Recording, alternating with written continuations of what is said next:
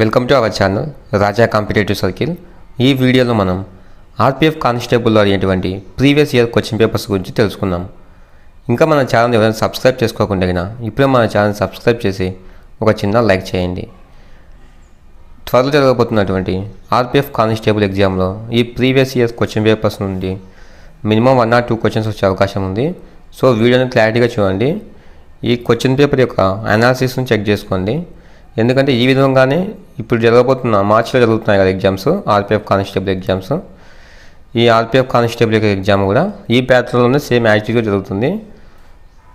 First one వచ్చేసి ఈ question paper ఎప్పుడు అంటే 2019 మార్చి 28వ తేదీన ఫస్ట్ షిఫ్ట్లో ఈ క్వశ్చన్ పేపర్ వచ్చిందనమాట.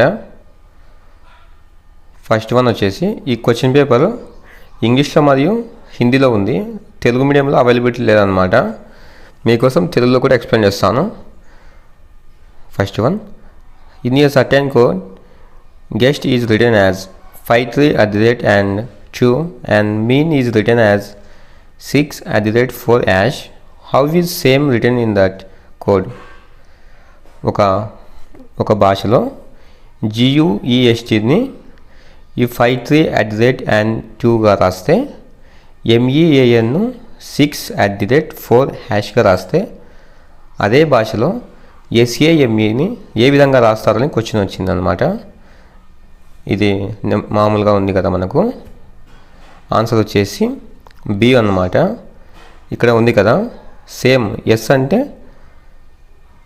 ఫస్ట్లో గెస్ట్లో ఉంది కదా GUEST. ఎస్ అంటే అండ్ సింబల్. ఇక్కడ ఎస్లో అంటే స్టార్టింగ్ ఎస్ కాబట్టి సేమ్లో స్టార్టింగ్ సింబల్ ఎస్ కదా. ఆ స్టార్టింగ్లో ఏ ఆప్షన్లో అయితే అండ్ ఉందో అదే మన ఆప్షన్ అవుతుంది. ఇక్కడ 2 దానిలో అండ్ అని ఉంది కదా స్టార్టింగ్లో, అండ్ సింబల్. నెక్స్ట్ వచ్చేసి ఏ సింబల్, SAMEలో ఎస్ తర్వాత ఏ కదా. ఇక్కడ మీన్లో కూడా ఏ ఉంది. ఏని ఎలా రాశారంటే 4గా రాశారు. సో అండ్ సింబల్ తర్వాత నెక్స్ట్ వచ్చే 4 వచ్చే ఆప్షన్ మన ఆప్షన్ కరెక్ట్ ఆన్సర్ అనమాట. ఇందులో ఈ 4 ఆన్సర్ వచ్చేసి B అనమాట. Next one, who is the considered as the architect of the Indian Constitution? Who is the considered as the architect of the Indian Constitution? Indian constitution యొక్క ఆర్కిటెక్ట్గా ఎవరిని వ్యవహరిస్తారంటే doctor BR Ambedkar గారిని Indian constitution యొక్క ఆర్కిటెక్ట్గా వ్యవహరిస్తారు. Next one, who is the president of Pakistan? ఇది 2019లో వచ్చిన question కనుక అప్పటి పాకిస్తాన్ ప్రధానమంత్రి ఎవరో ఆన్సర్ అవుతుందన్నమాట. ఆన్సర్ వచ్చేసి B అనమాట, Arif Alvi. Next one, the elections for Lok Sabha are held every year. The elections for Lok Sabha are held every -years. Lok Sabha యొక్క ఎలక్షన్స్ అనేటివి ప్రతి ఎన్ని సంవత్సరాలకు జరుగుతాయని క్వశ్చన్ వచ్చింది. ఆన్సర్ వచ్చేసి ప్రతి 5 సంవత్సరాలకు ఒకసారి ఈ లోక్సభ యొక్క ఎన్నికలు జరుగుతాయన్నమాట. నెక్స్ట్ క్వశ్చన్ ఒకసారి చెక్ చేసుకోండి. మీకు కుదిరితే కదా ఈ వీడియోని పాజ్ చేసి ఈ మ్యాథ్స్ ప్రాబ్లమ్స్ను సాల్వ్ చేసుకోండి. ఎందుకంటే నేను ఎక్స్ప్లెయిన్ చేయడానికి కొంచెం కష్టంగా ఉంటుంది కదా ఈ సాల్వ్ చేయడానికి మ్యాథ్స్ ప్రాబ్లమ్స్ అనేటివి. వీడియో లెంత్ కూడా చాలా ఎక్కువ అవుతుంది. అందుకు ఈ మ్యాథ్స్ అథమెటిక్ రీజనింగ్ టాపిక్ని స్కిప్ చేస్తాను. ఓన్లీ జనరల్ నాలెడ్జ్ పైన మీకు ఎక్స్ప్లెయిన్ చేస్తాను అనమాట. కావాలంటే మీరు చెక్ చేసుకోండి. నెక్స్ట్ వన్ వచ్చేసి find the wrong number in the given series. Find the wrong number in given series. ఈ సిరీస్లో తప్పు సంఖ్య ఏది అని వచ్చింది క్వశ్చన్. సరికాని సంఖ్య ఏది అని. 0, 1, 3, 6, 10, 15, 21, 28, 37, 45 అనే సిరీస్ ఉంది కదా. ఇందులో కరెక్ట్ కానీ నెంబర్ ఏంటంటే 0 అనమాట. ఈ 1 నుంచి 45 అనేటివన్నీ సహజ సంఖ్యలు. ఈ 0 అనేది పూర్ణ సంఖ్య కదా. సో ఈ 0 అనేది ఈ సంఖ్యకు తప్పు అన్నమాట ఈ శ్రేణిలో. నెక్స్ట్ వన్, GDP యొక్క ఫుల్ ఫామ్ ఏదని క్వశ్చన్ వచ్చింది. GDP యొక్క ఫుల్ ఫామ్ ఏదని. ఆన్సర్ వచ్చేసి GDP అంటే gross domestic product. Next one, Dadasaheb Phalke award is associated with. Dadasaheb Phalke award అనేది ఏ రంగానికి సంబంధించిందని క్వశ్చన్ వచ్చింది. ఆప్షన్స్ వచ్చేసి మ్యూజికా, పీసా, ఫిల్మ్సా, లిటరేచరా. అంటే సినిమా రంగానికి సంబంధించిన అనమాట. Films option C is correct answer. ఈ దాదాసాహెబ్ ఫాల్కే అవార్డులు సినిమా రంగానికి సంబంధించినవి. Next one, dash is also called as quick silver. కింది వాటిలో క్విక్ సిల్వర్ అని దేనిని పిలుస్తారని క్వశ్చన్ వచ్చింది. ఆన్సర్ వచ్చేసి mercury. Option B is correct answer. Next one, who was the founder of Buddhism. Who was the founder of Buddhism. Buddhism యొక్క founder ఎవరని question వచ్చింది. అంటే ఆన్సర్ వచ్చేసి గౌతమ్ బుద్ధ. గౌతమ్ బుద్ధ గారు ఈ బుద్ధిజాన్ని ఫౌండర్ అనమాట. Next one, in which state is Asia's largest tulip garden located. In which state is Asia's largest tulip garden located. Answer వచ్చేసి option C Jammu and Kashmir. ఏషియాలో అతి పొడవైన టులిప్ గార్డెన్ ఎక్కడ ఉంది అని క్వశ్చన్ వచ్చింది. ఆన్సర్ వచ్చేసి జమ్మూ అండ్ కాశ్మీర్. మీకు ఈ యొక్క పీడిఎఫ్ కావాలనుకుంటే గిన మనకు వాట్సాప్ ఛానల్ క్రియేట్ చేశాను. ఆ వాట్సాప్ ఛానల్లో జాయిన్ కండి. ఆ వాట్సాప్ ఛానల్లో ఈ పీడిఎఫ్ను అప్లోడ్ చేస్తాను. మన ఛానల్ ఉంటుంది వాట్సాప్ ఛానల్. మీకోసం ఆ వాట్సాప్ ఛానల్ యొక్క లింక్ అన్ని డిస్క్రిప్షన్లో ఇస్తాను. అందరూ జాయిన్ కండి. ఇలాంటి యూజ్ఫుల్ ఇన్ఫర్మేషన్ అన్ని నేను దాంట్లో అప్లోడ్ చేస్తూ ఉంటాను. నెక్స్ట్ వన్, ఇది మ్యాథ్స్ ప్రాబ్లం అనమాట. In the sum of A number అని. ఈ మ్యాథ్స్ ప్రాబ్లం అన్ని ఎక్స్ప్లెయిన్ చేయాలంటే కొంచెం టైం ఎక్కువ అవుతుంది కదా, టైం టేకింగ్ అనేది. అందుకు ఓన్లీ ఇక్కడ జనరల్ నాలెడ్జ్ మాత్రమే మీకు ఎక్స్ప్లెయిన్ చేస్తున్నాను. When was the quit India movement started by Gandhi. Gandhi గారు ఏ సంవత్సరంలో క్విట్ ఇండియా ఉద్యమాన్ని ప్రారంభించారు అని క్వశ్చన్ వచ్చింది. ఆన్సర్ వచ్చేసి 1942లో ఈ క్విట్ ఇండియా ఉద్యమాన్ని ప్రారంభించారు. నెక్స్ట్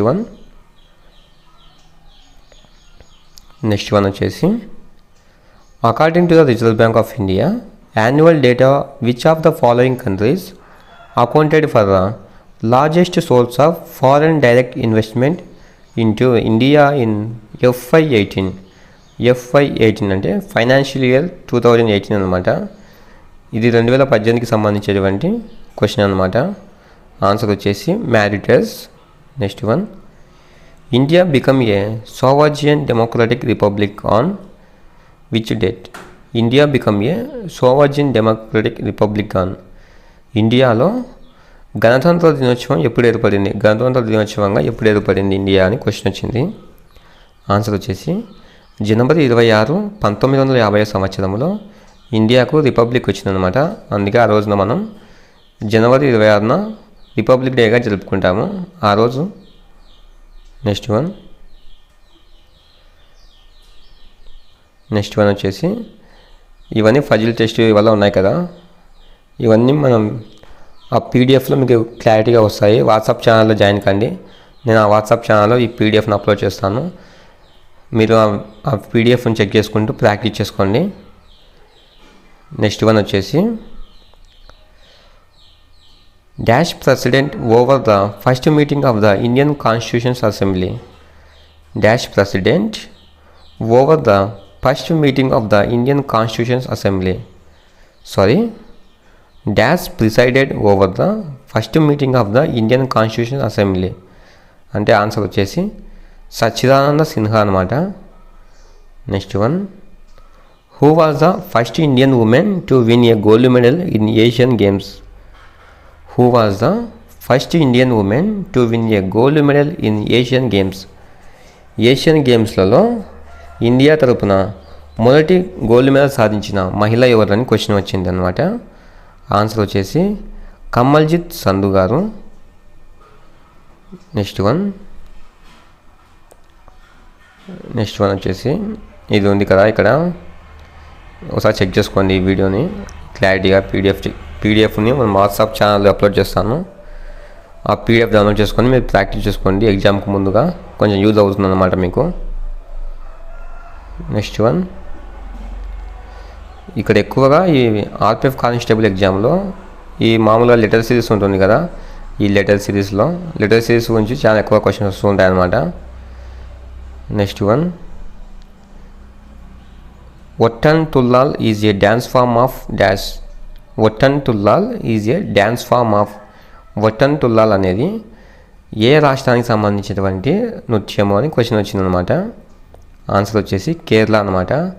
ఈ రాష్ట్రాలు వాటికి సంబంధించిన డ్యాన్స్ ఫామ్లు ఉంటాయి కదా, ఈ డ్యాన్స్ ఫామ్లు మామూలుగా శాస్త్రీయ నృత్యాలు అలాగే ఫోక్ డ్యాన్స్లు ఉంటాయి కదా, ఈ శాస్త్రీయ నృత్యాలు వచ్చేసి కేరళకు మోహిని అట్టం, కథక్కలి, అదేవిధంగా తమిళనాడుకి అయితే భరతనాట్యం, ఆంధ్రప్రదేశ్కి అయితే కూచిపూడి ఇట్లా ఉన్నాయి కదా, ఉత్తరప్రదేశ్కి కథక్, ఇలాంటి డ్యాన్స్ ఫామ్లు చాలా ఇంపార్టెంట్ అనమాట.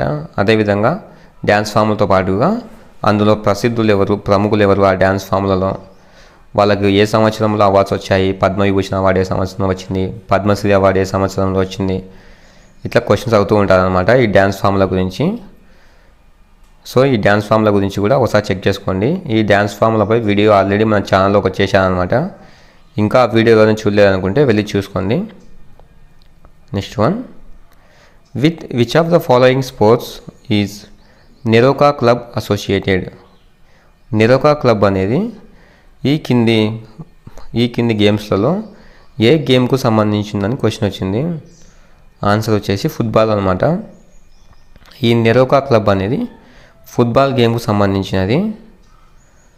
Next one, Mars has dash moons. Mars has dash moons అని క్వశ్చన్ వచ్చింది.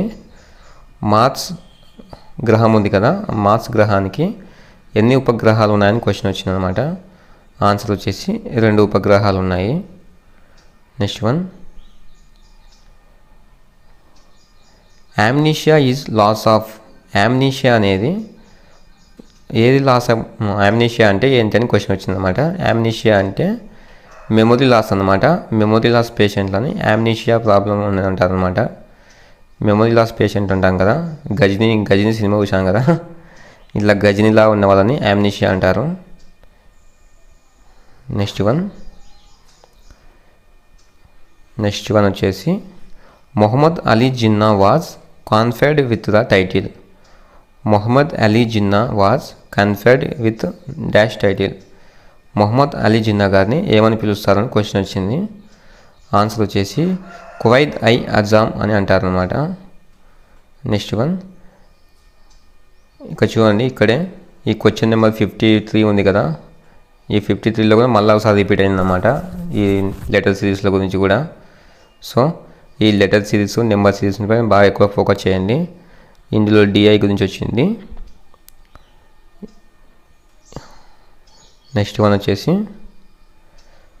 ఒకసారి మీరు ఈ మాక్ టెస్ట్ని రాయండి, రాస్తే కొంచెం చాలా ఇంప్రూవ్ అవుతుంది అనమాట. ఈ ఆర్పిఎఫ్ కానిస్టేబుల్ ఎగ్జామ్ రాయడానికి సులువుగా ఉంటుంది. ఎందుకంటే కొత్తగా ఎగ్జామ్ రాసే వాళ్ళకి ఆ క్వశ్చన్ పేపర్ మోడల్ ఎలా ఉంటుందో అవగాహన ఉండదు. సో మన ఆన్లైన్ ప్లాట్ఫామ్లో చాలా ఉన్నాయి కదా, టెక్స్ట్ బుక్ కానీ ఇట్లా అడ్డా 24/7, అన్అకాడమీ కానీ ఇట్లా ఉన్నాయన్నమాట. అందులో మనం ఫ్రీగా ఆన్లైన్ రాసుకోవచ్చు అనమాట మాక్ టెస్ట్లు కూడా. నెక్స్ట్ వన్ వచ్చేసి what is the capital of Gujarat? Gujarat యొక్క రాజధాని ఏదని క్వశ్చన్ వచ్చింది. గుజరాత్ యొక్క రాజధాని వచ్చేసి Gandhinagar. Next one, with which of the following sports is the world butterfly stroke associated? In which of the following sport is world butterfly stroke associated? ఈ కింది వాటిలో బటర్ఫ్లై స్ట్రోక్ అనేది ఏ క్రీడకు సంబంధించిందని క్వశ్చన్ వచ్చింది.